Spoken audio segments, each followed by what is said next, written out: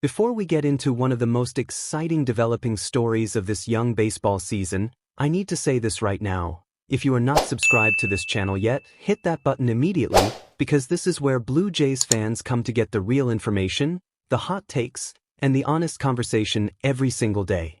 The support you guys have been showing has been absolutely unreal, and it means the world to me. Now hit that like button, settle in, and let's get into it, because today we have a genuinely wild topic to dig into, and I have been waiting to make this video since the rumors first started picking up steam. Ladies and gentlemen, we need to talk about Sandy Alcantara.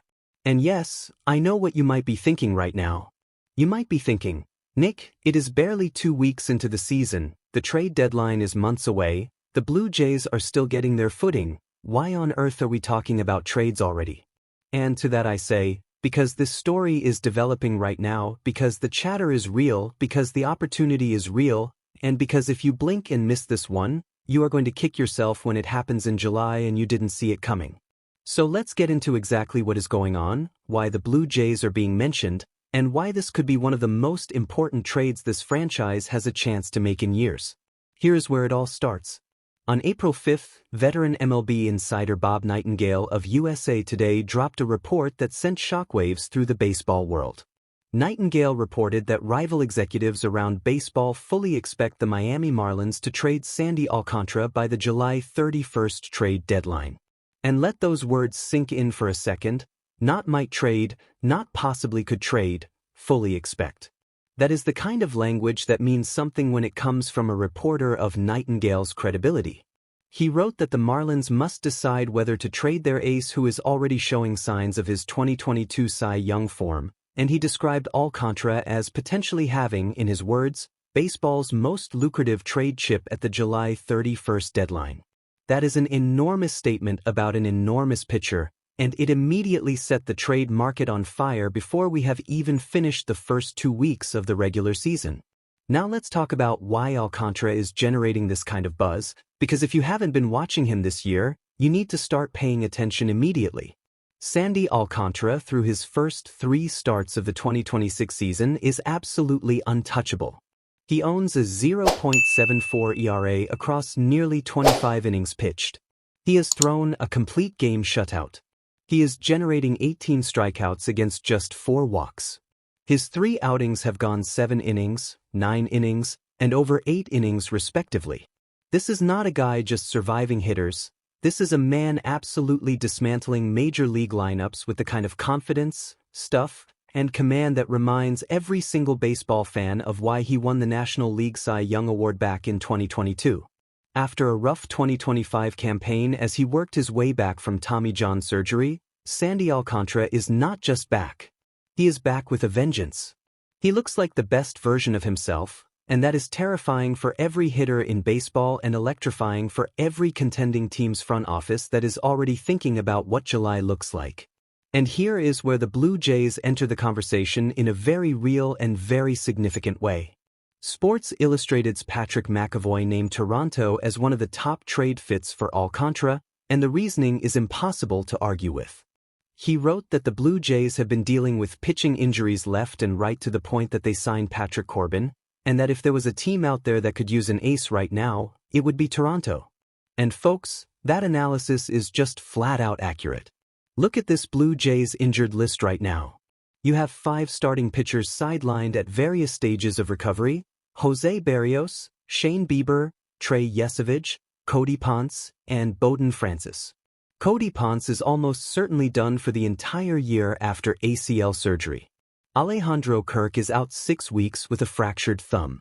Addison Barger is on the 10-day injured list with ankle trouble. Anthony Santander underwent shoulder surgery and may not be back until the end of the season, if at all. This is not a team dealing with 1 or 2 bumps in the road.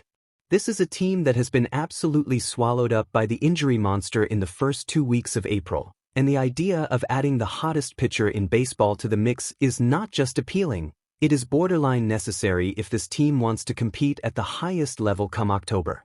Now here is the thing that makes the Alcantara situation uniquely compelling beyond just his on-field performance. His contract situation is a massive part of this story. Alcantra is in the final guaranteed year of his 5-year, $56 million deal, earning $17.3 million in 2026. There is a $21 million club option for 2027 with a $2 million buyout if the Marlins choose not to exercise it. So what does that mean in plain English? It means that Miami is sitting on an asset that is performing at the absolute peak of his market value right now, and they have to make a decision. Do they keep him, try to compete, exercise that option, and potentially trade him after this season? Or do they cash in now while the baseball world is watching him pitch complete game shutouts and punch out batters for 9 innings at a time? Rival executives around baseball believe they are going to cash in. And when rival executives are that aligned, those things tend to happen. The Marlins, despite their surprisingly strong start, they were actually ranked in the top 5 of the very first power rankings of the season, are not a team built to compete at the highest level right now. They traded Edward Cabrera this offseason. They are operating with one of the lowest payrolls in baseball. They have young arms like Yuri Perez, Max Meyer, and Ryan Weathers who represent their actual long-term future.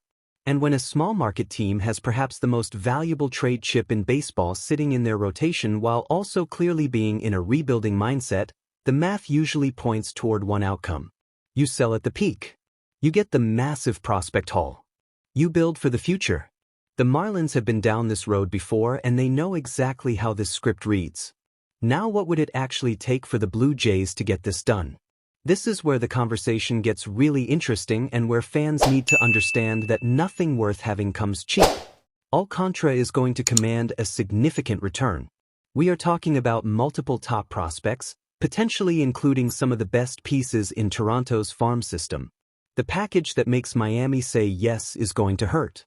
It is going to be the kind of trade that gets debated on this channel and every other Blue Jays platform for months. But here is the counter-argument to anyone who flinches at the cost. You cannot have enough starting pitching. You simply cannot.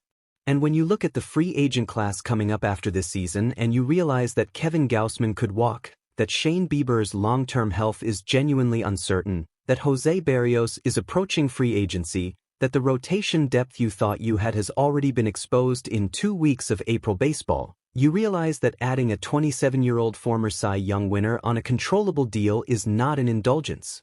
It is a necessity. And think about what the Blue Jays rotation looks like if this trade gets done.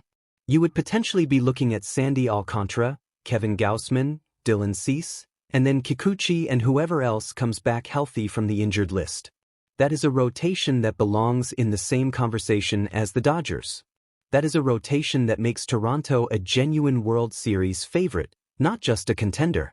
That is a rotation that makes opposing managers lose sleep. Right now the Blue Jays are starting Patrick Corbin in a crucial series against the Minnesota Twins. Next week will probably be Eric Lauer followed by Max Scherzer on Sunday assuming Scherzer's forearm is cooperating. Listen, those are capable arms.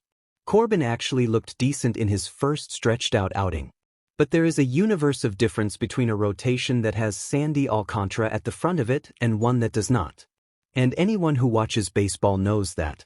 Let's also give some context to where Alcantara's story has been, because it makes his current resurgence even more dramatic and compelling. This is a man who had one of the greatest individual pitching seasons in recent memory in 2022, logging over 228 innings with a 2.28 ERA and winning the Cy Young Award in unanimous fashion. He was untouchable. He was a workhorse. He was everything you want in a #1 starter. And then the years that followed were difficult. He had Tommy John surgery. He missed an entire season. He came back in 2025 and struggled for long stretches, posting an ERA north of 5 over the course of the year before showing some of his old brilliance late in the season. And now in 2026, it looks like that late-season spark was not a mirage. It looks like the real Sandy Alcantara has returned. And if that is true, if this is genuinely the 2022 version of this man walking around in a 2026 uniform, then whatever it costs to get him to Toronto is worth paying. Now let's pivot and talk about some of the other things happening around this Blue Jays team right now, because we have had some genuinely encouraging moments recently that deserve recognition. Yesterday's game was a big one, and while we covered the 10-4 win against the Twins in detail yesterday, a few things from that game keep standing out. Louis Varland was outstanding in relief. He continues to be one of the most underrated names in